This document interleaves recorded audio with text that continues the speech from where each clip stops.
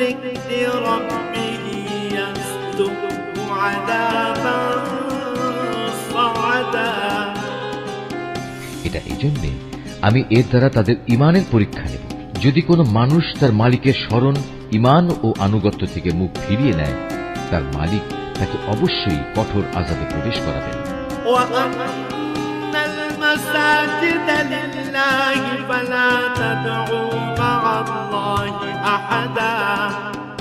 হে রাসূল, তোমার উপর এ মর্মে ওহী পাঠানো হয়েছে, মসজিদ সমূহ একান্তভাবে আল্লাহ তাআলার ইবাদতের জন্য নির্দিষ্ট, অতএব তোমরা আল্লাহর পাশাপাশি অন্য কাউকে ডেকো না।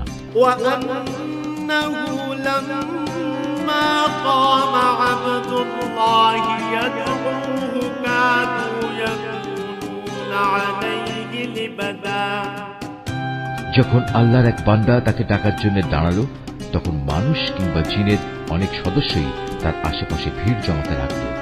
قل إنما أدعو ربي ولا أشرك به أحدا।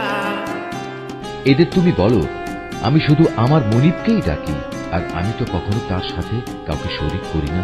قل إني لا أملك لكم ضرا ولا رشدا। তুমি বলো, আমি তোমাদের কোনো ক্ষতি সাধনের যেমন ক্ষমতা রাখি না, তেমনি আমি তোমাদের কোনো ভালো করার ক্ষমতাও রাখি না।